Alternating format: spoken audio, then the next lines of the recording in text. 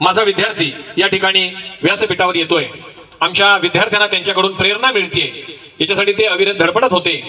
त्यांच्या सोबतच प्राध्यापिका सावंत मॅडम सुद्धा कायमस्वरूपी डॉक्टर बाळू पावडे यांच्या संपर्कात होत्याच आणि तो योगायोग खऱ्या अर्थानं आज या ठिकाणी घडून आलेला आपल्याला पाहायला मिळतोय। आपल्याच विद्यालयाचे माजी विद्यार्थी असणारे आणि खऱ्या अर्थानं आजच्या कार्यक्रमाला या ठिकाणी प्रमुख पाहुणे म्हणून लाभलेले माननीय डॉक्टर श्री बाळू पुरुषोत्तम पावडे यांचा या ठिकाणी सन्मान केला जातोय। यांचं या ठिकाणी स्वागत पावडे यांचं शाल, श्रीफळ आणि पुष्पगुच्छ देऊन आपण यथोचित स्वागत करायचं आहे। विद्यार्थ्यांनी जोरदार टाळ्या वाजवायच्या आहेत। खऱ्या अर्थानं आज ज्यांच्याकडून आपल्याला प्रेरणा घ्यायची आहे असं आपल्या शाळेचा एक दीपस्तंभ आपल्याला व्यासपीठावर या ठिकाणी लाभलेला आहे। आदरणीय माननीय डॉक्टर श्री बाळू पुरुषोत्तम पावडे यांचं या ठिकाणी स्वागत होतंय।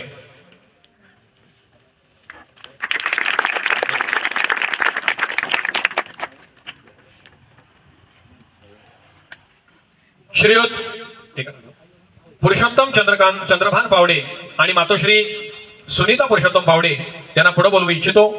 या गावच्या प्रथम नागरिक आदरणीय विधिताई पवार या ठिकाणी उपस्थित आहेत, त्यांना विनंती करतो की आपण तुम्ही या बाजूला या। पाटील या बाजूला। आदरणीय मातोश्री सुनीताजी पावडे यांना सुद्धा आपण शाल, श्रीफळ आणि पुष्पगुच्छ देऊन सन्मानित करायचं आहे। त्यांचं स्वागत विद्यालयाच्या वतीनं या ठिकाणी करायचं आहे।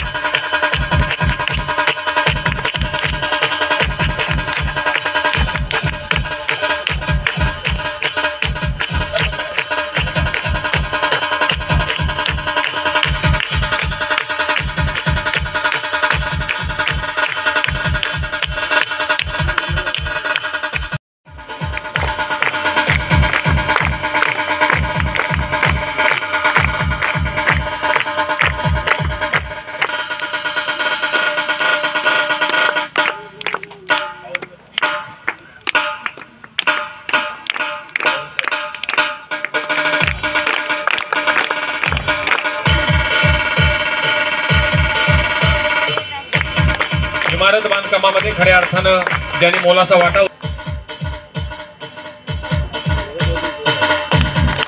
विनंती आहे। परिवहन समिती प्राध्यापिका सावंत मॅडम यांना विनंती आहे। परिवहन समितीच्या उपाध्यक्षा सुजाताताई पवार या ठिकाणी उपस्थित आहेत। या गावचे सुपुत्र, या विद्यालयाचे माजी विद्यार्थी आणि सध्या ज्यांचं महाराष्ट्रभर पत्रकारितेमध्ये नाव आहे की ज्यांना अनेक पत्रकारितेचे पुरस्कार प्राप्त झालेले आहेत असे आदरणीय पत्रकार या ठिकाणी त्यांचंही स्वागत करायचं आहे।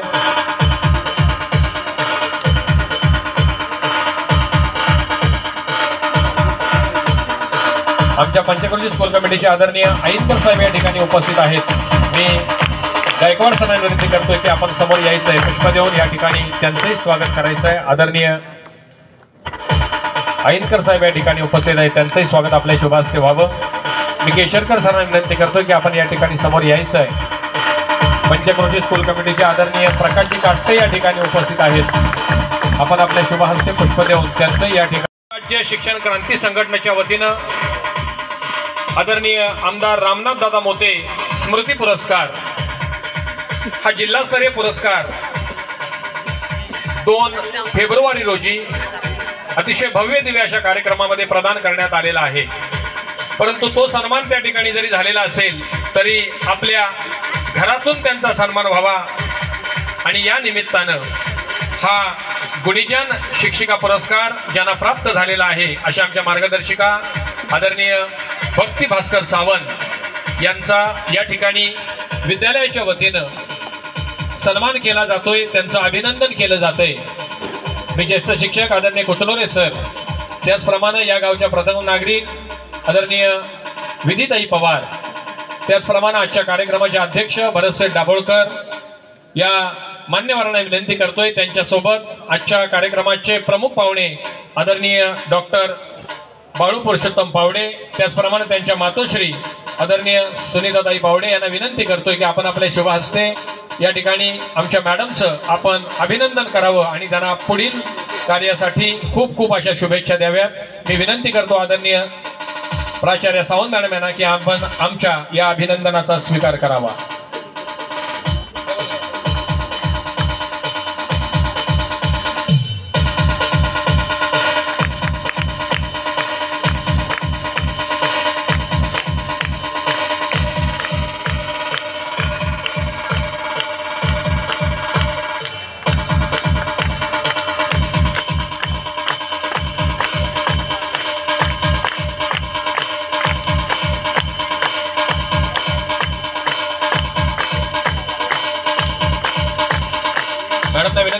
इथंच थांबावं.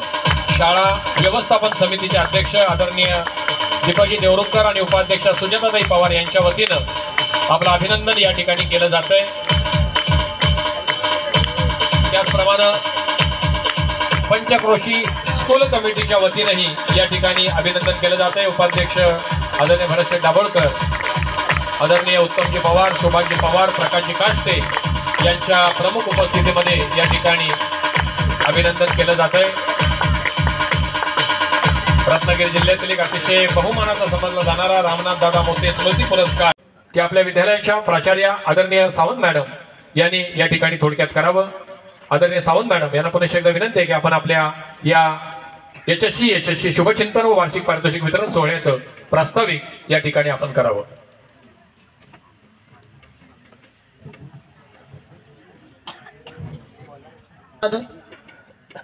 ज्यांच्या नावानं संपूर्ण भारतभर स्वामी विवेकानंद शिक्षण संस्थेला प्रेरणा मिळते, त्याचबरोबर ज्यांच्या नावानं ही संस्था आज देशभरात कार्य करते, त्या महान योगी स्वामी विवेकानंदजींना विनम्र अभिवादन.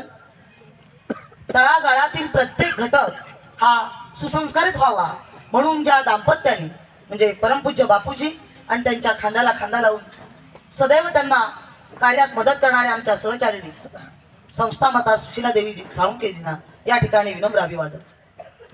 हे संकुल उभारण्यासाठी कोकणातल्या आणि विशेषतः गावतळ्यातल्या ज्या महनीय व्यक्तीने काम केलं त्या आदरणीय श्रीमान मथुरभाई फुटाला यांना अभिवादन. आणि त्यांच्याबरोबर आणि त्यांच्या नंतर देखील हे विद्यासंकुल अतिशय वृद्धिंगत आणि संवर्धित व्हावं म्हणून स्वर्गीय श्रीपद दादा पवार यांनी काम केलं, त्यांनाही विनम्र अभिवादन. आणि हे संकुल तेजीत चालावं, दिवसेंदिवस या विद्यासंकुलातून बाहेर पडणारी पाखरं आमच्या बाळूसारखी आणि त्याचबरोबर आमच्या प्रशांतजींसारखी प्रचंड पाय रोवून या भूमीवर उभी राहावी यासाठी आज देखील या महनीय व्यक्तींच्या नंतर सदैव कार्यरत असणारे व्यासपीठावरील सर्व महनीय व्यक्तींना मी अभिवादन करते. आणि ज्यांना आमचा श्वास समजला जातो, जे आमचा विश्वास आहे आणि जे आमचं भविष्य आहे, त्या लाडक्या विद्यार्थी मित्र मैत्रिणींनो, आजच्या कार्यक्रमाचं प्रास्ताविक माझ्याकडे आहे, तरी देखील मी शॉर्ट बट स्वीट अशा प्रकारचं प्रास्ताविक करणार आहे. कारण ज्यांच्या प्रेरणा अंतःकरणापासून तुमच्यापर्यंत पोहोचल्या जाव्यात त्यांना आम्ही या ठिकाणी आणतो. 2 महिन्यापूर्वीच प्रशांत दादाला आपण या ठिकाणी आणलं आणि आज बाळू दादा तुमच्या समोर आलाय. लंकेत सोन्याच्या विटा असतात हे सांगून काय उपयोग नसतो, कारण आजची तुमची पिढी ही उपदेशांपेक्षा आचरणावर जास्त विश्वास ठेवणारी आहे विद्यार्थी मित्रांनो. आणि म्हणूनच आज बाळूदादाचं कथन तुम्ही जास्त ऐकायचंय, त्यांना आपण वेळ जास्त द्यायचा आहे, कारण मुळातच 1 तास आपल्या कार्यक्रमाला वेळ झाला. आणि म्हणून मी रोजच तुमच्याजवळ बोलणार आहे. आज आपण शुभचिंतन सोहळा आणि पारितोषिक वितरण हे 2 संयुक्त कार्यक्रम एकत्रितरित्या पार पाडतोय. आणि त्या कार्यक्रमाच्या अनुषंगानं आज व्यासपीठावर महनीय व्यक्तींना आपण या ठिकाणी प्राचारण केलेलं आहे. विद्यार्थी मित्रांनो, 10वी आणि 12वीच्या विद्यार्थ्यांसाठी आपण परीक्षेला सामोरे जाणार आहात, त्याकरिता आपल्याला सगळ्यांचे आशीर्वाद असावेच. आणि आशीर्वादांच्या शिदोरीशिवाय आपलं कुठलंही कार्य हे पार पडत नाही. आणि म्हणून आज थोरा मोठ्यांचे आशीर्वाद संपन्न करण्यासाठी आपण विधिवत आणि मुहूर्त या ठिकाणी तो साधलेला आहे, तो आजचा आहे. विद्यार्थी मित्रांनो, वर्षभर नव्हे तर आपण इयत्ता 5वी पासून आज 10वीला आणि 12वीला सामोरे जाण्यासाठी तयारी करत असतो. केवळ शैक्षणिक वर्ष 24-25 हे नव्हे. आणि इतके घट्ट पाय रोवून तुम्ही आता परीक्षेला सामोरे जात आहात, त्यामुळे तुमच्या मनावर दडपण असावं असं तुमच्या चेहऱ्याकडे बघितल्यावर वाटतच नाही. तुम्हाला आत्मविश्वास आहे, कारण तो आम्ही दिलेला आहे, त्यामुळे तो डळमळीत असणारच नाही. आम्ही सुद्धा 10वीत असताना आम्हाला असंच कुणीतरी व्यासपीठावरून आशीर्वाद दिले असतील, कारण त्यावेळेला आम्हाला भीती वाटली असेल. तुम्ही देखील एक दिवस या ठिकाणी बाळूसारखे आशीर्वाद द्यायला येणारच आहात, त्यामुळे परीक्षेची भीती आता राहिलेलीच नाही. भयमुक्त वातावरण आता आहे. आणि त्यामुळं आत्मविश्वास तुमच्याकडे असल्यामुळं आणि जास्त काही तुम्हाला सांगायला नको. विशेषत्वानं ज्या सवलती पूर्वी नव्हत्या, 100 गुणांची परीक्षा होती, त्यावेळेला सवलती कुठल्याच नव्हत्या. आता 130 मार्क तुम्हाला शाळेकडेच आहेत, शिवाय ग्रुप पासिंग आहेच, आणि काय झालं तर बोर्ड सवलत देतेच. त्यामुळे परीक्षेची फार मोठी भीती नाही आहे. आणि जवळजवळ ज्या परीक्षेला तुम्ही सामोरे जाणार आहात त्या बोर्डाच्या परीक्षेकरिता अगोदर याच्या 5-6 परीक्षांना तुम्ही सामोरे गेलेला आहात. फक्त एवढंच, तुमच्या प्रयत्नांमध्ये सातत्य असली पाहिजे, जिद्द आणि महत्वाकांक्षा जरा सुद्धा ढळता कामा नये. आणि त्यांचं भाग्य म्हटलं पाहिजे की त्यांना त्यावेळेला मार्गदर्शन करणारे दोन्ही प्राध्यापक आदरणीय सावंत मॅडम असतील, आदरणीय वारके सर असतील, हे दोघेही आज या ठिकाणी उपस्थित आहेत. त्यांचे आईवडील सध्या कोळबांद्रे या ठिकाणी राहत आहेत. त्यांनी इथून बाहेर पडल्यानंतर खऱ्या अर्थानं आपल्याला जे उच्च शिक्षण घ्यायचं आहे, जे आपल्याला आपल्या परिस्थितीमुळे घेता आलं नाही, ते शिक्षण कोणत्याही परिस्थितीत मिळवायचं यासाठी ते कायम प्रयत्नशील राहिले. आणि संपूर्ण भारतामध्ये जवळजवळ 22 ज्या IIT आहेत, त्या IIT मधील ज्या प्रमुख IIT मानल्या जातात, त्यामध्ये दिल्ली असेल, मुंबई असेल, बेंगलोर असेल, JNU असेल, यातल्या सगळ्यात प्रमुख मानल्या गेलेल्या बॉम्बे IIT केंद्रातून त्यांनी आर्ट्स मधून जाऊन इकॉनॉमिक्स या विषयामधून खऱ्या अर्थानं आपलं उत्तुंग यश प्राप्त केलं. आणि शिक्षण क्षेत्रामध्ये सर्वात मानाची समजली जाणारी जी PhD पदवी आहे, की जी पदवी प्राप्त केल्यानंतर आपल्या नावासमोर डॉक्टर असं लावलं जातं, ती PhD पदवी त्यांनी खऱ्या अर्थानं या ठिकाणी प्राप्त केलेली आहे. आणि तसं पाहिलं तर त्यांनी 2011-12 11 ते 14 या कालावधीमध्ये भवन्स कॉलेजमध्ये BA ची पदवी कॉलेजमध्ये टॉपर राहून मिळवली. त्यानंतर 2014 ते 16 या कालावधीमध्ये MA इकॉनॉमिक्स मधून त्यांनी आउटस्टँडिंग ग्रेड मिळवत तीही पदवी टॉपर राहून प्राप्त केली. आणि 2015-16 मध्ये इकॉनॉमिक्स मधून नेट परीक्षा ते उत्तीर्ण झाले. त्याच्या जोडीला त्यांनी अनेक पुरस्कार प्राप्त केले, अनेक फेलोशिप प्राप्त केलेले आहेत. त्यातील काहीच फेलोशिपचा मी उल्लेख करतोय कारण मगाशी प्राचार्य मॅडमने सांगितलं की त्यांचा बायोडाटा हा 4 पानांचा आहे. आलं का लक्षात? आपण अधिक वेळ आपण घालू नये. त्याच्यासाठी 2014-16 मध्ये राजर्षी शाहू स्कॉलरशिप त्यांना प्राप्त झाली, जी होती 70,000 रुपयाची. 2021-22 मध्ये त्यांना international conference travel Grant IIT Bombay मधून प्राप्त झाली. बाळांनो लक्ष द्या, अतिशय महत्वाचं आहे. म्हणजे शिक्षणासाठी सुद्धा त्यांनी स्कॉलरशिप मिळवत कशा रीतीनं आपलं यश प्राप्त केलं याच्यातून पाहायला मिळतंय. ती स्कॉलरशिप होती 1,40,000ची. आणि 2023-24 मध्ये project Grant for district strategic plan government of Maharashtra यांच्याकडून त्यांना फेलोशिप प्राप्त झाली, जी आहे 1,95,264 रुपयाची. अशा अनेक फेलोशिप त्यांनी प्राप्त केलेल्या आहेत. सगळ्यांचा उल्लेख मी या ठिकाणी करत नाही, परंतु असा खूप मोठा असं दीपस्तंभ खऱ्या अर्थानं आमच्या विद्यार्थ्यांना ज्यांच्या माध्यमातून प्राप्त होणार आहे ते आहेत आदरणीय डॉक्टर बाळू पुरुषोत्तम फावडे. आणि खऱ्या अर्थानं आई वडिलांनी त्यांना घडवत असताना त्यांची जी बहीण आहे, जिचं नाव आहे शीतल पुरुषोत्तम फावडे, हिलाही या ठिकाणी घडवण्याचा प्रयत्न केलेला आहे. कधी ना कधी एक दिवस आई वडिलांना विनंती करतो की तिलाही विद्यालयामध्ये आमच्या विद्यार्थ्यांना प्रेरणा देण्यासाठी आम्ही ज्या वेळेला सांगू त्यावेळेला निमंत्रित करावं. मी तिचा थोडक्यात या ठिकाणी उल्लेख करतोय. तीही विद्यार्थिनी इयत्ता 9वी-10वी मध्ये आपल्या विद्यालयाची माझी विद्यार्थी आहे, हेही तुम्ही लक्षात घ्या. जिनं AG हायस्कूल सायन्सला 10वी नंतर प्रवेश मिळवला आणि तदनंतर पुढचं शिक्षण घेण्यासाठी परिस्थितीनुसार आपली साईड तिनं बदलली आणि ती BA मधून मुंबई विद्यापीठातून उत्तीर्ण झाली. MLISC ही मुंबई विद्यापीठातून अतिशय मानाची समजली जाणारी पदवी तिनं प्राप्त केली. प्रथम वर्षाला या पदवीमध्ये असतानाच ती नेट एक्झाम उत्तीर्ण झाली आणि या कॉलेजचे 3 गोल्ड मेडल या शीतलताईनं प्राप्त केलेले आहेत. भारतामध्ये असणाऱ्या 22 जगप्रसिद्ध असणाऱ्या IIM मधल्या अहमदाबाद येथे असणाऱ्या IIM या विद्यापीठामध्ये तिला प्रवेश मिळाला. बाळांनो लक्ष देऊन ऐका. तो प्रवेश कोणाला मिळतो की ज्या विद्यार्थ्यांची संपूर्ण भारतातल्या विद्यार्थ्यांची प्रवेश परीक्षा घेतली जाते आणि त्या प्रवेश परीक्षेतून मी सांगतोय ऐका, संपूर्ण भारतातून 8 विद्यार्थी त्या ठिकाणी फक्त निवडले जातात. किती? बोला. 8. संपूर्ण भारतातून किती विद्यार्थी? आणि त्या 8 विद्यार्थ्यांमध्ये आपल्या शीतलताईची निवड झालेली. एकदा जोरदार त्यासाठी टाळ्या वाजवा. सध्या ती ठाकूर कॉलेज मुंबई कांदिवली या ठिकाणी असणाऱ्या कॉलेजमध्ये सध्या ती कार्यरत आहे. मी अधिक वेळ न घालवता अशी बहीण ज्यांना लाभली, असे आई वडील ज्यांना लाभले, ऐकायला येत आहे ना? पंचक्रोशी स्कूल कमिटीचे उपाध्यक्ष श्री दाभोळकर सर, पंचक्रोशी स्कूल कमिटीचे अन्य मान्यवर, आज इथे उपस्थित असलेल्या सरपंच सौ विधी Pawar ma'am, police Patil Shri Vishal Magadhi sir, वार्ताहर दैनिक सकाळचे माझे दादा अशोक चव्हाण साहेब आणि इतर मान्यवर, आणि अतिशय महत्त्वाची भूमिका ज्यांची नेहमीच राहिलेली आहे असे शिक्षक वृंद आणि माझ्या मित्रमैत्रिणींनो, मी इथे उभा आहे ही ह्या मंचावर उभी असण्याची माझी ही दुसरी वेळ आहे. पहिल्यांदा जेव्हा मी इथे उभा राहिलो होतो तेव्हा मी इथे विद्यार्थी होतो 12वीला, आणि त्यानंतर आता ही दुसरी वेळ या स्टेजवर उभी राहण्याची. आणि हायस्कूलला मी मध्ये मध्ये येत राहिलो, पण जेव्हा जेव्हा येतो तेव्हा एक वेगळा आनंद होतोच हायस्कूलला. जसा आपल्या बाळाला घरी गेल्याचा आनंद होतो तसा आनंद विद्यार्थ्याला आपल्या हायस्कूलला गेल्यानंतर नक्कीच होत असतो, आणि तो मला होतो. आजही खूप आनंद झाला हायस्कूलला आल्यानंतर. खरंच आनंदाची बाब आहे आणि नशिबाची बाब आहे की जी काही परिस्थिती होती 2009 ते 2011 या काळात, त्या काळात जी काही परिस्थिती आपल्या भोवताल होती आणि जी परिस्थिती शाळेत हायस्कूलमध्ये होती, त्यावेळी 2 शिक्षक आम्हाला खूप मोलाचे मिळाले. श्री वारके सर आणि सौ सावंत मॅम, ते दोघे इथे आहेत. आणि ही सर म्हणाले तसे खूपच नशिबाची बाब आहे, कारण तेच शिक्षक नंतरही तुम्ही जेव्हा हायस्कूलला येता तेव्हा तिथेच लाभणे हे तेवढं सोपं नाही, आणि तेवढं म्हणजे त्यासाठी नशीबच लागतं. तर त्याबद्दलही खूप भाग्यवान मानतो मी मला स्वतःला.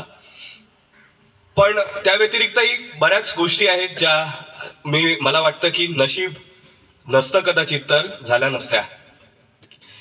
मी आपल्याशी संवाद साधणारच आहे. माझं मुख्य काम आज इथे हे तुमच्याशी संवाद साधणं हेच आहे. मला माहिती आहे वर सूर्य तळपतोय, तहान लागलेली असणार, बाहेर जायचं असतं, वयही साथ देत नाही यावेळेस, कारण आपण अशा वयात आहोत की आपण अशा मानसिकतेत असतो की मुझसे बडा ग्रेट कोण आहे इधर, नाही का. मला वाटतं आपणच आपल्याला समजावू शकतो, आपणच ग्रेट आहोत. म्हणजे गर्व असं नाही, पण एक ती त्या वयाचं एक लक्षण असतं की आपण दुसऱ्यांचं ऐकत नाही. पण मी एक तुम्हाला विनंती करणार आहे की एक पुढची जी काही मिनिटं मी तुमच्याशी बोलणार आहे ती आपण ऐकूया. मी ऐकतो मी जे बोलणार आहे ते, आणि तुम्ही ऐका. मध्ये काही तुम्हाला प्रश्न असले तर तेही आपण विचारू शकतो, त्यावर चर्चा करू शकतो आणि पुढे जाऊया.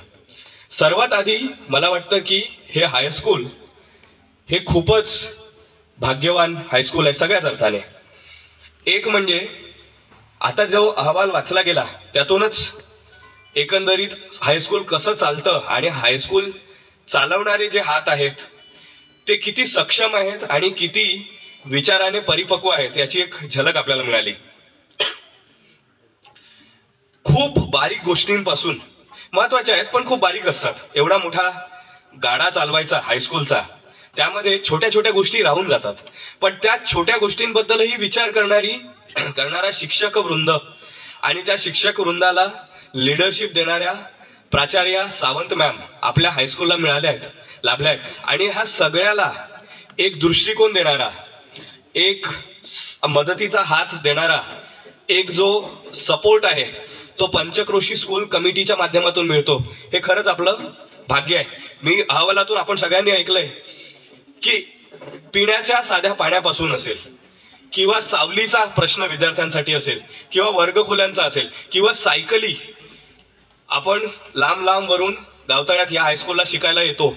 मीही 4 किलोमीटर रोज सायकल चालवून यायचो. 2009 ते 2011 या काळात साखळोली जे गाव आहे त्याजवळ माझे आई वडील जिथे काम करायचे तिथेच आम्ही राहायचो. तिथून 4 किलोमीटर प्रवास करून यायचो सायकलने. पण सायकलही नसली तर काय, मग चालत. तर हा इतक्या बारीक प्रश्नांवर विचार करणारा शिक्षक वृंद मी बघितलं. मी बऱ्याच ठिकाणी राहिलोय आणि बऱ्याच ठिकाणी फिरतोय माझ्या कामानिमित्त. इतक्या बारीकपणाने, आत्मीयतेने विद्यार्थ्यांबद्दल विचार करणारा शिक्षक वृंद, विद्यार्थ्यांबद्दल विचार करणारी स्कूल कमिटी मी बघितलेली नाही. आणि त्याबद्दल आपण आपले आणि पंचक्रोशी स्कूल कमिटी आणि शिक्षक वृंदाचं स्वागत करायला हवं. तर आणि आपण खरंच भाग्यवान आहोत, खरंच नशीबवान आहोत की अशा व्यक्तींच्या सान्निध्यात आपल्याला राहायला मिळतं. मी 2-3 गोष्टींवर टच करणार आहे, 2-3 गोष्टींवर बोलणार आहे ज्यातून आपल्याला काही शिकण्यालायक आहे का, आपण काही त्यातून शिकू शकतो का, आपल्याला काही मिळतं का हे आपण बघूया. मी तुमच्यासारखाच विद्यार्थी होतो आहे. विद्यार्थ्याचं काम आहे की जिथे जिथे जे काही ज्ञान म्हणून मिळतंय जिथे जिथे ते घेत राहायचं. हा धर्म आहे विद्यार्थ्याचा, बरोबर. एकलव्याला गुरु मिळाला नाही पण एकलव्याने कोणाला तरी जो त्याचा प्रत्यक्ष गुरु नाही त्याला गुरु मानून जे मिळतंय आणि जसं मिळतंय ते आत्मसात करण्याचा प्रयत्न केला आणि त्यातून एकलव्य घडत गेला. आणि एकलव्य काय आहे आपल्याला माहिती आहे. विद्यार्थ्याचा धर्म आहे जे काही जिथे कुठे मिळतं, ज्या स्वरूपात मिळतं ते घेत जायचं. विद्यार्थ्याचा आणखी एक धर्म आहे शिक्षक शोधत राहणं. शिक्षक म्हणजे फक्त शाळेतला शिक्षक नाही, बरोबर. गुरु आपण जनरलाइज करून ज्याला म्हणूया, सामान्य भाषेत म्हणूया गुरु. तो गुरु नेहमी शोधत राहायला हवं. आपण विद्यार्थी म्हणून जे कायम आपल्याला एक तहान लागलेली असायला हवी, तहान असायला हवी, भूक असायला हवी, ती ज्ञानाची तर असायला हवीच. पण ज्ञानाच्याही आधी एक पायरी येते, ती म्हणजे आपल्याला गुरुची भूक असायला पाहिजे. आपण गुरु शोधत राहायला पाहिजे. गुरु कोण असतो याची काही व्याख्या नाही आहे. गुरु कोण असतो याची काहीच व्याख्या नाही आहे. गुरु तो असतो जो ज्ञान देतो, आणि ज्ञान कोणाकडूनही घेता येऊ शकतं. आपला जन्म होतो तेव्हा आपली आई आपला गुरु असतो. आपण आईकडे बघून लहान लहान गोष्टी शिकतो, एकदमच लहान असतो तेव्हापासून. नंतर वडील आपल्याला काहीतरी शिकवतात, वडिलांकडे बघून आपण शिकतो. ह्या सगळ्यात नंतर आपल्या फॅमिलीमध्ये, कुटुंबामध्ये काही व्यक्ती असतात, त्यांच्याकडे बघून आपण शिकत जातो. हे सगळेच आपले गुरु आहेत. आद्य गुरु आई आणि वडील असतात, आणि त्यापुढचे सगळे नंतर गुरुच असतात. त्यानंतर एक पायरी येते, ती पायरी म्हणजे शाळा. त्या शाळेमध्ये आपल्याला फॉर्मल पद्धतीने औपचारिकरित्या आपल्याला गुरु मिळतात, शिक्षक म्हणून आपल्याला मिळतात. तिथेही आपण शिकत जायचं असतं. पण माझा मुद्दा हा आहे की याही सगळ्या पलीकडे एक तर आपण हे नेहमी लक्षात ठेवायला पाहिजे की आपण विद्यार्थी हे फक्त शाळेत नसतो. माणूस जन्माला आल्यापासून माणसाचा अंत होईपर्यंत विद्यार्थीच असतो. माणूस हा कायम विद्यार्थी असतो, आणि त्यामुळे माणसाला कायम गुरुची गरज असते.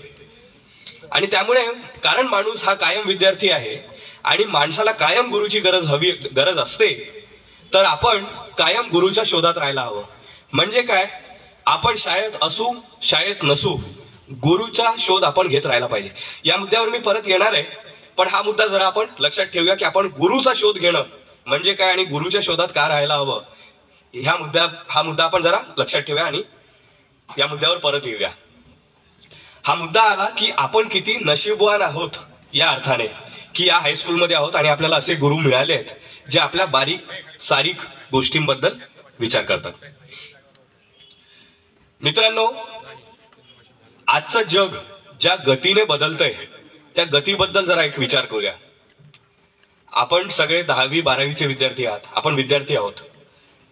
ह्या आपल्या भोवताल जी परिस्थिती आहे आणि आपल्या भोवतालची जी परिस्थिती बदलती आहे त्याकडे लक्ष ठेवून राहणं आणि त्या परिस्थितीचा एक संदर्भ लक्षात घेणं, त्या परिस्थितीचा मेकिंग सेन्स ज्याला म्हणतो आपण, एक त्याचा अर्थ लावणं त्या परिस्थितीचा, हा पण आपला एक धर्म आहे. Generation will change in 20 years. म्हणजे काय की समजा 2 पिढ्या आहेत, एका पिढीमध्ये मोबाईल कसा वापरायचा हे माहीत असेल तर त्याच्या आधीच्या पिढीला मोबाईल काय गोष्ट ही माहीत नसायची. हा फरक आहे जनरेशन्स मधला, पिढ्यांमधला. म्हणजे एका पिढीला पुढच्या पिढीला जे माहीत आहे ते मागच्या पिढीला माहीत नाही, यातलं जे अंतर असायचं that use to be 20 years, 20 वर्ष. आज ह्या पिढ्यांमधलं अंतर वर्षांमध्ये मोजायचं झालं तर ते हार्डली 2 वर्ष आहे. हार्डली 2 वर्ष आहे. जर का अँड्रॉइड मोबाईल फोन जो आपल्या बऱ्याच जणांकडे असेल, त्यातलं एखादं ॲप आज तुम्हाला वापरता येत असेल आणि तुमच्या पेक्षा मोठ्या भावाला किंवा बहिणीला वापरता येत नसेल, तर एक 10 ते 15 दिवसात तुम्ही त्याला शिकवून ते ॲप वापरण्याला एक ज्ञान त्या व्यक्तीकडे देऊ शकता. म्हणजे जनरेशन्स मधला जो फरक आहे तो जनरेशन्स मधला फरक कमी होत चाललाय. आता ही फक्त एवढीच गोष्ट नाही आहे, यातला गाभा लक्षात घ्यायला हवा. जनरेशन्स मधला गॅप 20 वर्षांवरून 2 वर्षांवर आलाय. याचा अर्थ असा आहे की ज्ञान प्रसारित होण्याची जी माध्यमं होती, ज्ञान प्रसारित होण्याचा जो वेग होता तो तेवढा 10 पटींनी वाढलाय. 20/2 10 झाले ना, 10 पटींनी हा वेग वाढला तरच हे अंतर वर्षांमधलं कमी होऊ शकतं. तो वेग वाढलाय 10 पटींनी. किमान. आणि हे काही म्हणजे हा एक जनरल अंदाज मी तुम्हाला सांगतोय. जर का ज्ञान घेण्याचा वेग 10 पटींनी वाढला असेल आणि आपण या हायस्कूलचे विद्यार्थी तेवढे 10 पटींनी पुढे विचार करू शकत नसू किंवा 10 पटींनी ॲडॉप्ट करू शकत नसू नवीन परिस्थितीनुसार, तर आपण 10 पिढ्या मागे जाणार आहोत. ही परिस्थिती आहे. मी सुरुवातीला निराशावादी आहे, निराशेने सुरुवात करणार आहे, कारण परिस्थिती आपण गांभीर्याने परिस्थितीचं गांभीर्य लक्षात घ्यायला पाहिजे. पहिली गोष्ट ही की जगाचा जो वेग आहे त्या वेगानुसार आपण आहोत, त्या वेगात सामील की त्या वेगाच्या मागे आहोत, हा विचार आपण आधी करायला हवा. मी म्हटलं तसं की हे वय असं आहे की या वयामध्ये ह्या सगळ्या गोष्टींची आपल्याला तमा नसते. 10वी 12वीत 16-18 वर्ष यात आपल्याला, पण मित्रांनो याबद्दल आपल्याला विचार करावा लागेल. आज नाही केला, आत्ता या घडीला, तर 10 वर्षांनी करावं लागेल, पण करावा जरूर लागेल. कारण हा विचार करणं आपल्या हातात नाही आहे, हा विचार करायला लावणारी परिस्थिती आहे आणि ती परिस्थिती बदलत आहे. 10 वर्षांनी हा विचार करायला घेतला तर आपल्या हातात काही नसणार आहे, कारण तोपर्यंत वय गेलेलं असेल आणि जे मार्गदर्शन आज लागतंय तेही नसेल. त्यामुळे या प्रश्नांबद्दल आता विचार करूया. दुसरा याच परिस्थितीशी संबंधित मुद्दा जो आहे तो म्हणजे बदल जो जगात घडतोय त्याबद्दलचा हा की माणसाचं जे भौतिक सुख आहे, अन्न वस्त्र निवारा, हे प्रायमरी आहे. की अन्न वस्त्र निवारा या गरजा भागवल्या गेल्या नाहीत, आपण पुढचा विचारही करू शकत नाही. पण भौतिक गरजा ज्याला आपण मटेरियल नीड्स म्हणतो, त्या मटेरियल नीड्स ह्या प्रायमरी आहेत. आधी कालापासून म्हणजे जेव्हापासून ह्युमन इव्हॉल्युशन झालं, बरोबर, असं म्हणतात 10 लाख वर्षांपूर्वीपासून माणसाचा इतिहास आहे, बरोबर ना. 10 लाख वर्षांपासून जेव्हापासून आपण जगतोय, आधी म्हणजे आपलं आधीचं व्हर्जन होमो सेपियन्स, आपणही होमो सेपियन्स आहोत, पण आपण एक ॲडव्हान्स व्हर्जन आहोत माणसांचं. 10 लाख वर्षांपासून आपली उत्क्रांती होत आहे, तेव्हापासून मटेरियल नीड्स आहेत, भौतिक गरजा आहेत. भौतिक गरजांमध्ये सतत वाढ होत गेलेली आहे. माणूस आधी अन्न वस्त्र आणि निवाऱ्यासाठी धडपडायचा आणि तेवढ्या गरजा पूर्ण करण्यासाठी दिवस रात्र संघर्ष करत राहायचा. आज परिस्थिती काय आहे त्याचा विचार करूया. आज अन्न वस्त्र निवाऱ्याचे प्रश्नच नाही आहेत, म्हणजे आहेत पण फार कमी पॉप्युलेशनसाठी आहे. असं म्हणतात की गरिबी रेषा आज या घडीला सरकारच्या अहवालानुसार फक्त 6% आहे. 6% लोक गरिबी पॉवर्टी लाईनच्या खाली आहेत, गरीब आहेत असं म्हणतात. तो आकडा थोडा जास्त आहे कारण सरकार नेहमीच आकडे थोडे कमी सांगतं, पण 10% धरूया. त्या लोकांचा अन्न वस्त्र निवाऱ्याचा प्रश्न असू शकतो. पण आपल्या आकांक्षा आणि आपल्या ज्या कल्पना आहेत जगण्याच्या, आपल्या ज्या आकांक्षा आहेत, आशा आहेत, त्यांच्याबद्दल विचार करूया. आपल्यासाठी, या पिढीसाठी फक्त अन्न वस्त्र आणि निवारा हे पुरेसं नाही आहे. आपल्या आकांक्षा आहेत की आपणही गाडीतून फिरावं, 4 चाकीतून फिरावं. ती एक भौतिक गरज आहे ना. आपल्याला असं वाटतं की आपलंही घर चांगलं असावं, फक्त राहण्यापुरता निवारा नसावा, म्हणजे फक्त सावली नसावी, तर दिसायलाही एस्थेटिक व्हॅल्यू असावी, घरामध्ये चांगला एक रंगरंगोटी केलेली असावी, बंगला असावा, बरोबर. याही गरजा आहेत भौतिक गरजांमध्ये, याही सामील झालेल्या आहेत. भौतिक गरजांमध्ये याही गरजा सामील झालेल्या आहेत की रोज रोज फक्त घरातलं जेवण जेवू नये, तर कधीतरी महिन्यातून एकदा तरी हॉटेलमध्ये जाऊन जेवता यावं आणि चांगल्या हॉटेलमध्ये जाऊन जेवता यावं. भौतिक गरज त्याच्याही पुढे गेलेली आहे. टुरिझम जो वाढतं क्षेत्र आहे आज अर्थव्यवस्थेतलं, ते वाढलं यामुळेच की भौतिक गरजा एक्सपांड झाल्या आहेत.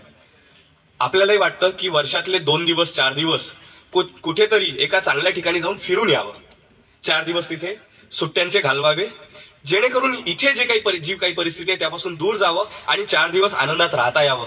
अख्ख्या 365 दिवसांपैकी निदान 5 दिवस तरी आनंदात घालवता यावे. या सगळ्या भौतिक गरजा आहेत की नाही आहेत मित्रांनो? ऐकताय की? मला माहिती आहे ना, नॉर्थ कोरिया नावाचा एक देश आहे, पण तिथे कोणीतरी एक जांभई देताना दिसला आता.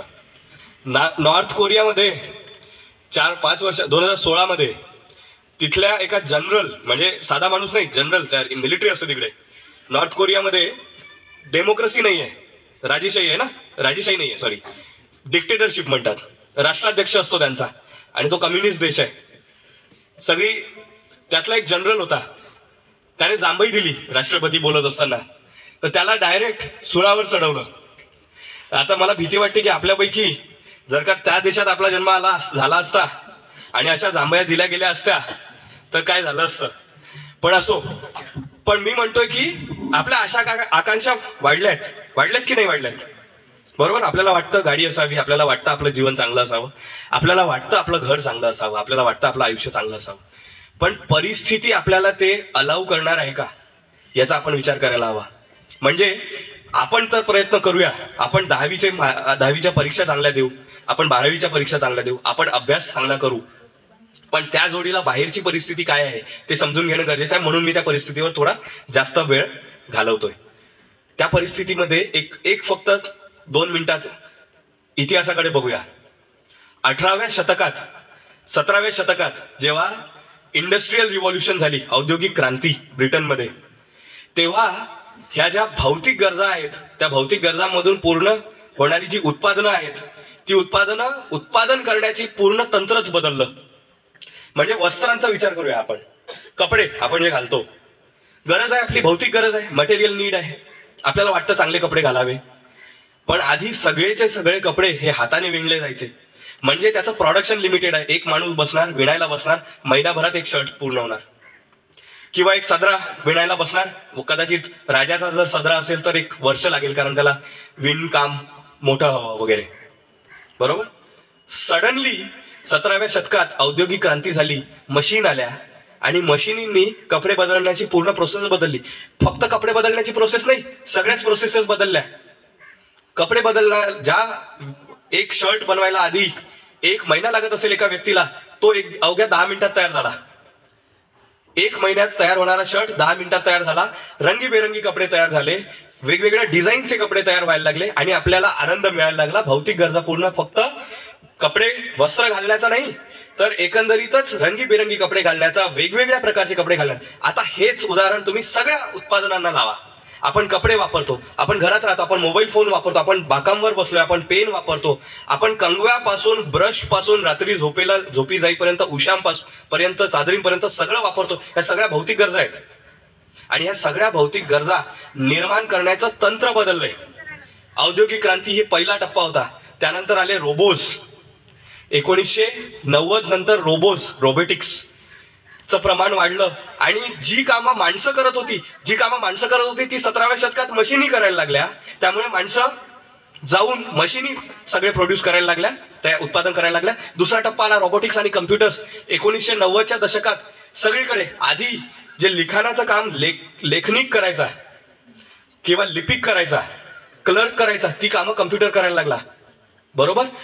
10 वर्षांनीच इंटरनेट सगळीकडे पसरलं आणि आता 2000च्या दशकात परिस्थिती अशी झाली की तुम्हाला टाईप करायची पण गरज नाही, तुम्ही बोला आणि आपोआप ते लिहून येतं. म्हणजे मी म्हटलं की my high school is the best high school in Dapoli taluka. माझा हायस्कूल हे दापोली तालुक्यातलं सर्वात चांगला हायस्कूल आहे, कारण मला सगळ्यात चांगला शिक्षक वृंद, मला सगळ्यात चांगला विद्यार्थी वृंद इथं मिळालाय. हे 4 वाक्य मला जर टाईप करायचे असले तर टाईप करायची गरज नाही, नुसतं बोलून इंटरनेट तुम्हाला ट्रान्सलेट करून देतंय, ट्रान्सक्रिप्ट करून देतंय, ट्रान्सक्राईब करून देतंय. बरोबर. 2000 आज बघा, 17वं शतक, 18वं शतक, 1990 म्हणजे 2000चं शतक, 2010चं दशक, 2000 नंतर पिढ्यांमधलं अंतर बघा कसं कमी होतंय, पटींनी कमी होत चाललंय. ऑटोमेटायझेशन जे आहे प्रोडक्शन मधलं, भौतिक गरजा पूर्ण करण्याच्या बाबतीतलं. आज परिस्थिती अशी आहे की मला, ही खरी परिस्थिती आहे, तुम्ही करून बघा. तुमच्याकडे फोन असेल, घरी जा, इंटरनेट उघडा, एक वेबसाईट आहे chatgpt.com नावाची. ठीक आहे, chatgpt.com. याला म्हणतात AI, आर्टिफिशियल इंटेलिजन्स. मी ज्या संस्थेमध्ये काम करतो त्या संस्थेत आम्ही संस्थेवाईड आर्टिफिशियल इंटेलिजन्सचं सबस्क्रिप्शन घेतलंय आणि आम्ही सगळे AI वापरून काम करतो. 2 वर्षांपूर्वी एक 200 पानाचा रिपोर्ट लिहायला आम्हाला 6 महिने लागायचे. 200 पानाचा रिपोर्ट जर लिहायचा असेल तर 6 महिने लागायचे. आज तो रिपोर्ट लिहायला फक्त 5 मिनिटं लागतात. म्हणजे आधी कामगार गेले कारखान्यांमध्ये काम करणारे, कारण मशीन आल्या 18व्या शतकात. नंतर आपल्याला वाटत होतं की लिखापडीचं काम जे आहे ते तरी मशीन करणार नाही, म्हणून आपण निवांत होतो की चला कामगार जे कारखान्यांमध्ये जिथे जॉब मिळत नाही ते कमी कमी लिखापडीचे तरी कामं मिळतील, तेही कम्प्युटरने काढून घेतले. त्यानंतर आज परिस्थिती अशी होती की आपल्याला वाटत होतं की विचार करणारी जी कामं आहेत, विचार तर मशीन करणार नाही ना, विचार करण्यासाठी मेंदू तर माणसाकडे आहे, पण विचारही मशीन करतंय. त्यालाच म्हणतात आर्टिफिशियल इंटेलिजन्स, बुद्धीचं काम हे माणूस करू शकत होता आतापर्यंत. असं वाटायचं माणसाला की माणूसच करू शकेल, पण मशीन बुद्धीचं काम करायला लागलंय, म्हणजे माणसंही रिप्लेसेबल झालेत. आता हा मुद्दा एवढा सांगण्याचा अर्थ एवढाच होता की आपली स्वप्न जी आहेत की आपण चांगलं आयुष्य जगावं, त्यासाठी चांगल्या परीक्षा लिहाव्या आणि त्यासाठी चांगला अभ्यास करावा. त्यामध्ये परिस्थिती काय आहे, संकट काय आहे? संकट हे आहे की दिवसेंदिवस मिळणाऱ्या नोकऱ्या ह्या कमी होत चालल्या आहेत, कारण माणसाच्या नोकऱ्या ह्या मशिनींनी घेतल्या आहेत आणि मशिनींना पगार द्यावे लागत नाही. मशिनींना पगार द्यावा, कम्प्युटरला आपण पगार देत नाही. आर्टिफिशियल आता तर कम्प्युटरही लागत नाही, ChatGPT ला कम्प्युटरची गरज नाही. तुम्ही ज्या कोणत्या इन्स्ट्रुमेंटवरती वेबसाईट रन कराल तुम्हाला ते मिळून जाईल आणि वेबसाईटसाठी कम्प्युटर लागत नाही, साध्या फोनवर पण उघडता येतो. बरोबर? ही झाली निगेटिव्ह बाजू. निगेटिव्ह बाजू इतकी वाईट आहे मित्रांनो, आणि ही समजून घ्यायला पाहिजे आणि आपण त्या लेवलला समजून घ्यायला पाहिजे. ज्या लेवलला ती समजून घेणं गरजेचं आहे त्या लेवलला ती समजून घेणं गरजेचं आहे, समजून घ्यायला हवी की नोकऱ्या ह्या समाप्त होत चाललेल्या आहेत आणि नोकऱ्या कमी कमी होत चालल्या आहेत. दुसरीकडे पॉप्युलेशन वाढत चालली आहे. जो देश आपण 10 वर्षांपूर्वी म्हणायचो की आपली लोकसंख्या 1 बिलियन आहे, 100 कोटी आहे, 15 वर्षांपूर्वी आपण म्हणायचो, आज तीच लोकसंख्या 140 कोटी आहे. एकीकडे एक अर्थव्यवस्थेचा ढाचा लक्षात घ्या. मी कारण माझी PhD अर्थशास्त्रातली आहे तर मी या विषयावर अधिकारवाणीने बोलू शकतो. अर्थव्यवस्थेचा ढाचा लक्षात घ्या. अर्थव्यवस्थेच्या ढाचाच असा आहे की त्याच्यामध्ये माणसाची गरजच नाहीये उत्पादन करायला. माणसाची गरजच नसल्यामुळे माणसाला जॉब द्यायची गरज नाहीये, त्यामुळे जॉब्सच नाहीयेत. ही एक बाजू झाली. दुसरीकडे जॉब मागणारे लोक वाढत चाललेत कारण पॉप्युलेशन वाढत चालले.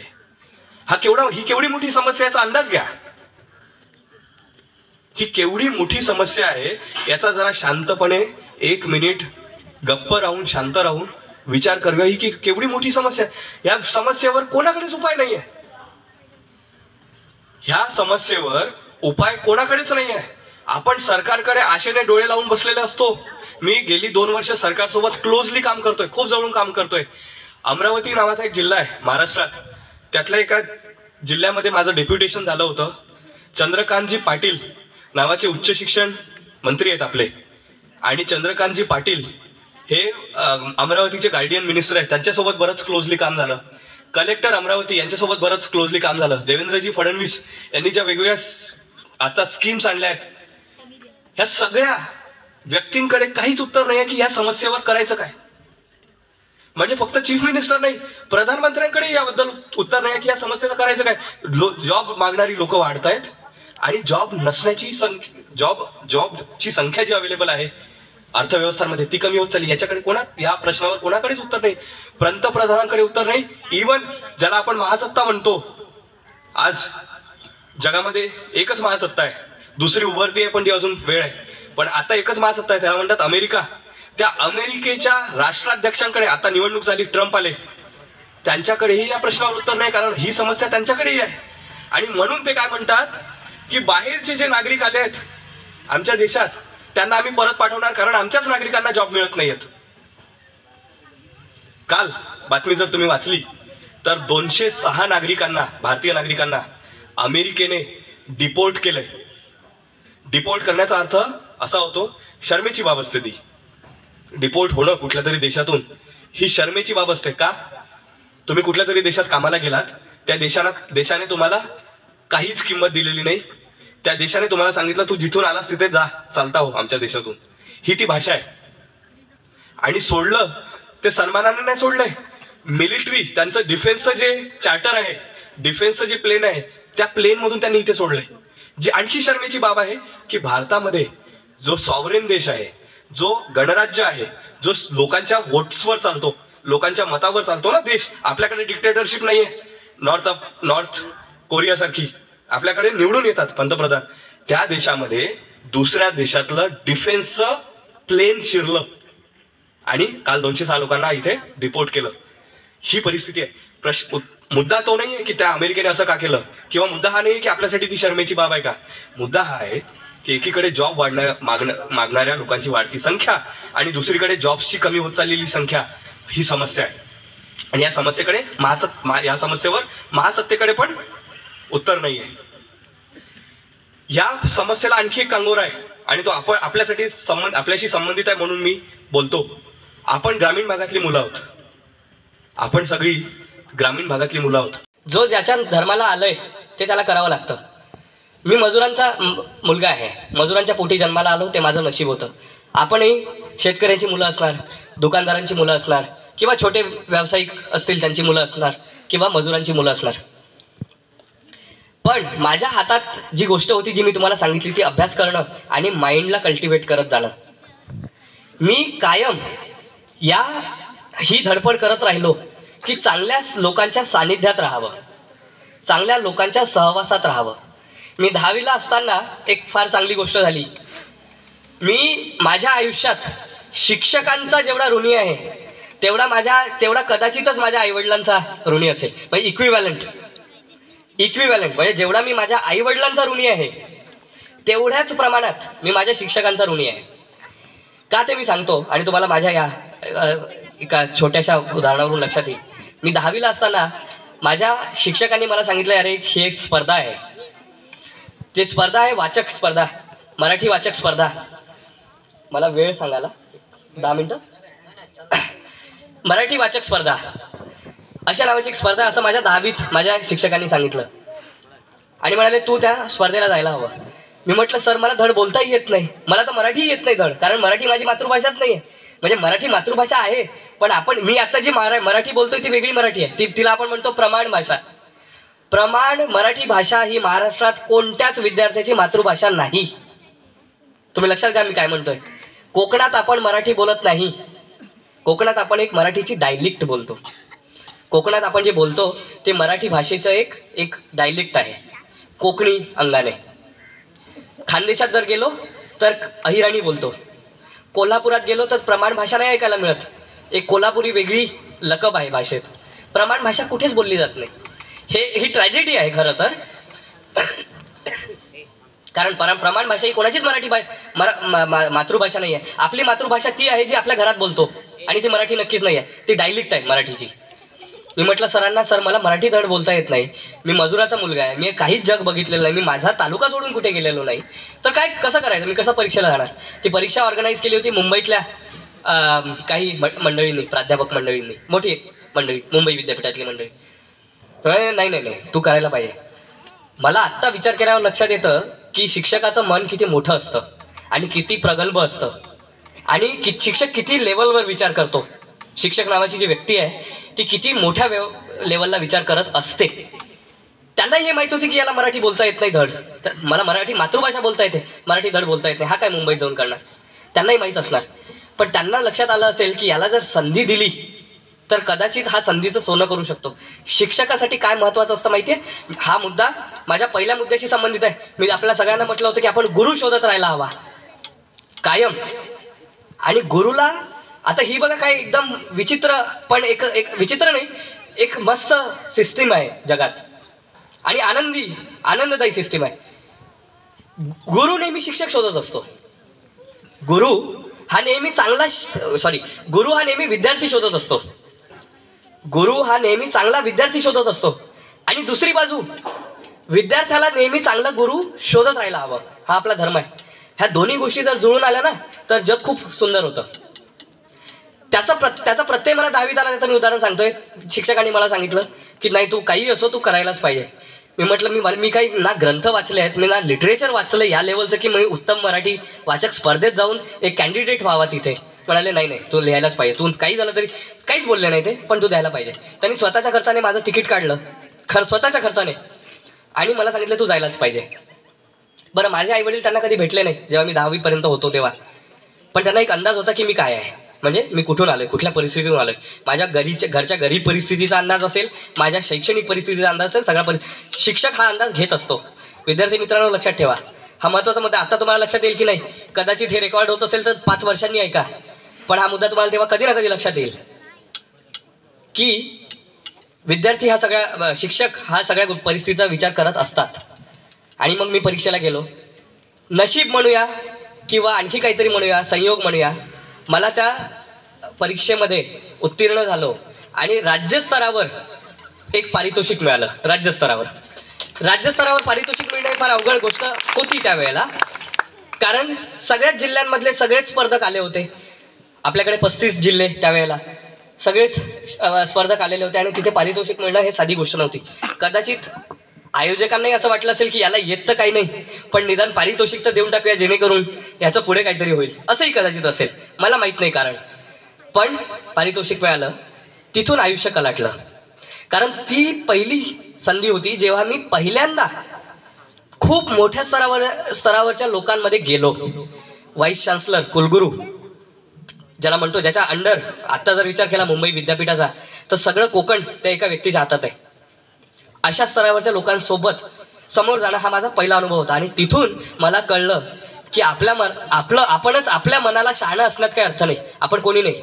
आधी हे ॲक्सेप्ट करायला हवं की आपण फार लहान गोष्ट आहोत, लहान व्यक्ती आहोत आणि आपण स्वतःला कल्टिवेट करायला हवं, आपण स्वतःला मजबूत बनवायला हवं, जेणेकरून अशा लोकांचा सहवास सातत्याने मिळत राहील. कारण अशा लोकांचा सहवास सगळ्यांना मिळत नाही. पैसा मिळेल, संपत्ती मिळवणं हे खूप अवघड काम नाही आहे. संपत्ती मिळून जाईल. चोर पण चोरी करून संपत्ती कमवू शकतो, बरोबर ना. पोलिसही ओव्हरटाईम करून पैसे मिळवू शकतात. पण चांगल्या व्यक्तीचा सहवास हा सर्वात दुर्मिळ असतो. चांगल्या व्यक्तीचा सहवास हा पैशाने विकत घेता येत नाही, कारण तो ना त्यांना जेवण घालून विकत घेता येतो. तर त्यावेळेला मला ती पहिला प्रत्यय झाले. तिथून माझ्या आयुष्याला कलाटणी मिळाली. त्यानंतर आम्ही पण स्थलांतरित झालो, आम्ही पण इथे आलो. मजुरीच कारण आईवडिलांचं. पण मग दुसरी गोष्ट इथे घडली. ती पहिली गोष्ट जिथून मला शिक्षणाचं महत्त्व कळलं आणि चांगल्या लोकांचा सहवास मिळाला. आणि तो सहवास आजही माझ्यासोबत आहे. आजही मी मुंबईत गेलो की त्यांच्या घरी गेल्याशिवाय राहत नाही किंवा ते मला घरी बोलावल्याशिवाय राहत नाही. दुसरा जी गोष्ट घडली ती इथे आम्ही आल्यानंतर, आधी तर म्हणजे माझा विचार करण्याची पद्धत अशी होती की 10वी झाली होती माझी, मला सायन्स शिकायचं होतं, सायन्सला जायचं होतं. AG हायस्कूलला गेलो. त्यांनी सांगितलं 5,000 रुपये डोनेशन भरल्याशिवाय ॲडमिशन नाही. त्यावेळेस 5,000 रुपये आमच्याकडे असणं शक्यच नव्हतं. तर 5,000 रुपये नसल्यामुळे वडिलांचं सजेशन होतं की अरे आपण 5,000 कुठून तरी मागू आणि आपण सायन्सला ॲडमिशन घेऊ. पण मी म्हटलं की मला आत्तापासून लोन नको आहे. मला लोन ही गोष्ट कधी आवडली नाही, किंवा दुसऱ्यांचं ऋण ज्याला म्हणतो, except only one debt. Debt म्हणजे ऋण म्हणतो आपण, डेट, लोन. मला एक लोन नेहमी आवडतं आणि बाकीची लोन्स आवडत नाही. एक लोन म्हणजे शिक्षकाने विद्यार्थ्यावर केलेलं लोन मला नेहमी आवडतं. ते असतं ज्ञानाचं. ज्ञान विद्यार्थ्याला दिलेलं असतं शिक्षकाने, ते कर्ज आहे, ते चुकवू शकत नाही विद्यार्थी काही केलं तरी. त्या कर्जाशिवाय मला दुसरं कर्ज आवडत नाही. आणि हा माझा स्वभाव राहिलेला असल्यामुळे मी कधी पैसे कोणाकडे मागितले नाही. मग आम्ही फिरायला लागलो की कुठे ॲडमिशन घ्यायचं 11वीला. मग लक्षात आलं की गावतळ्यात हायस्कूल जे आहे तिथे डोनेशन नाही आहे आणि एकदम माफक फी आहे. अजिबात विचार न करता ॲडमिशन घेतलं. पहिली जी भेट झाली या कॅम्पसवर पहिलं पाऊल ठेवल्यानंतर वारके सरांनी सगळा गायडन्स दिला की काय आहे आपल्याकडे. आणि शिक्षकाचं मन किती मोठं असतं बघा. आणखी वारके सरांना कदाचित त्यावेळेला लक्षात आलं असेल की या विद्यार्थ्यांना आणखी मोठ्या ठिकाणी जावं, कदाचित आणखी चांगल्या हायस्कूलला जावं किंवा आणखी मुंबईत वगैरे जावं. त्यांनी मला सजेशन दिलं की अरे तू मुंबईत किंवा पुण्यात ॲडमिशन का नाही घेत. मी म्हटलं सर नाही, होऊ शकत नाही, ते शक्य नाही आहे. मग सरांनी माझं सगळी ॲडमिशन प्रक्रिया समजावून सांगितली आणि सगळी इथे मी ॲडमिट झालो. त्यापुढे ज्या काही संधी आल्या त्या सावंत मॅम आणि वारके सर ह्या दोन शिक्षकांमुळे आल्या. वक्तृत्व स्पर्धा हायस्कूलमध्ये होत असतात, निबंध स्पर्धा होत असायच्या, आत्ताही होत असतील असा माझा अंदाज आहे. अशा वेगवेगळ्या स्पर्धा जिथेही कुठे अशी संधी यायची की जिथे आपल्या विद्यार्थ्याला एक्सपोजर मिळेल. एक्सपोजर फार महत्त्वाचं असतं. एक्सपोजरला आपण म्हणूया की एक त्या परिस्थितीत जाऊन अनुभव घेण्याची संधी, ती शिक्षकांनी मला दिली, हायस्कूलच्या प्राचार्यांनी दिली. मग म्हणजे त्या मला आठवतं एकदम बारीक बारीक इन्सिडेंट्स, घटना. एकदा आपल्या स्वामी विवेकानंद शिक्षण संस्थेचा एक वार्षिक स्पर्धा असते. त्या स्पर्धेचे पण आपल्या हायस्कूल स्तरावर एक राऊंड्स होत असतात. त्याच्यामध्ये माझं सिलेक्शन झालं होतं आणि नेक्स्ट राऊंड हा कोल्हापूर विद्यापीठात होता. शाहू विद्यापीठात कोल्हापूरला. माझ्या परिचयाचं कोल्हापूरला कोण असणं शक्यच नाही, कारण विश्वच एवढं छोटं. मजुराच्या मुलाचं विश्व फारच लहान असतं, कोणीच नाही. वारके सरांनी, मला आठवतं आहे, वारके सरांनी आणि प्राचार्यांनी त्यावेळी इतकी तजवीज केली की मी इथून कोल्हापूरला बसमधून जाईन, तिथे विद्यापीठाच्या हॉस्टेलमध्ये राहीन, तिथे हॉस्टेल्समध्ये राहीन 2 दिवस आणि तिथे जी स्पर्धा होते त्या स्पर्धेमध्ये बोलेन. ही सगळी, एवढं सगळं कोणी करत नाही. एवढं सगळं करण्याची ताकद शिक्षकामध्ये असते, बरोबर. ह्या सगळ्या, म्हणून मी आता माझी ओळख करून देताना सांगण्यात आलं की मी डॉक्टर झालो आहे, PhD इन इकॉनॉमिक्स नामांकित संस्थेतून. त्या संस्थेतून आत्ता मागच्या गेल्या 7 वर्षात PhD झालेला एकमेव मराठी विद्यार्थी आहे.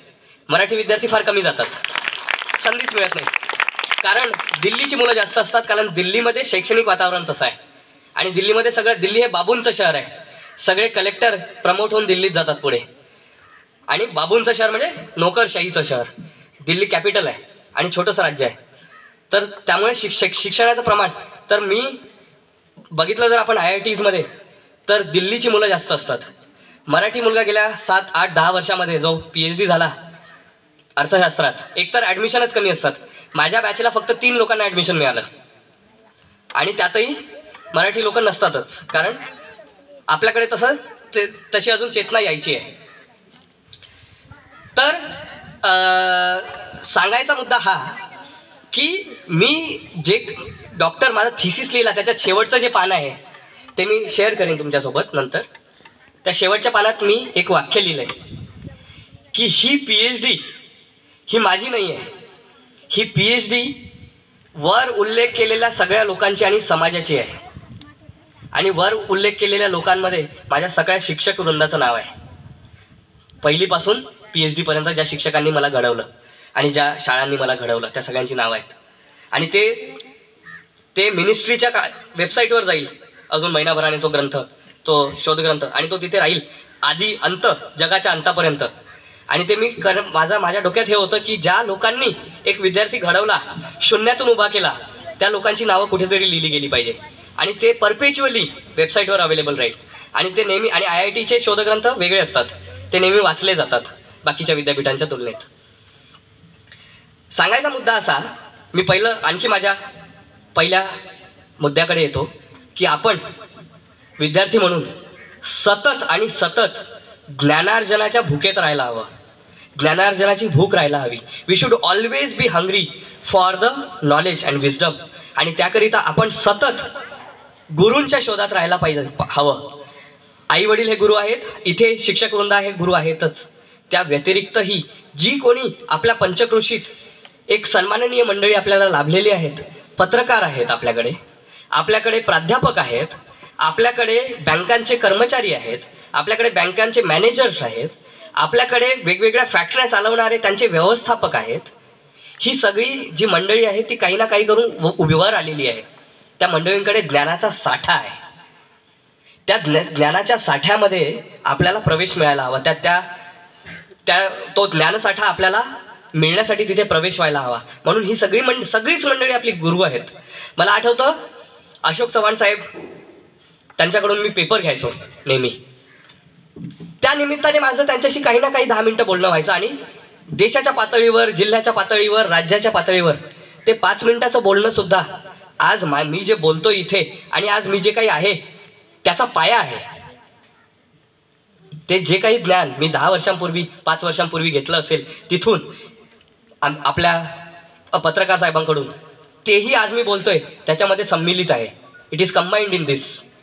आणि तेही ज्ञान कंबाईंड आहे जे मी हायस्कूलमध्ये घेतलं. म्हणून मी म्हणतो की गुरु नेहमी शोधा, गुरुच्या शोधात राहा. जिथून जे काही, जिथे ज्या परिस्थितीत शिकायला मिळतंय ते सगळं शिका, कारण तेच आपण करू शकतोय. आपले आई वडील आपल्याला कम्प्युटर घेऊन देऊ शकत नाहीत. आपले आई वडील आपल्याला, सगळ्यांचे सगळे, आपल्याला मुंबई पुण्यामध्ये 6 लाखाची फी भरून शिकवू शकत नाहीत. आणि त्यामुळे आपलं कोणीही नाही आहे. आपल्याला नशिबाने जन्म मिळालाय, आपण आपल्या आई वडिलांचे ऋणी आहोत. आपल्याला नशिबाने हायस्कूलमध्ये ॲडमिशन मिळालंय, आपण ऋणी आहोत. पण तेवढं पुरेसं नाही आहे, सफिशियंट नाही आहे. त्यामुळे आपणच आपले बनावं लागेल. We have to become mature. The process of become एक सायकोलॉजिस्ट आहेत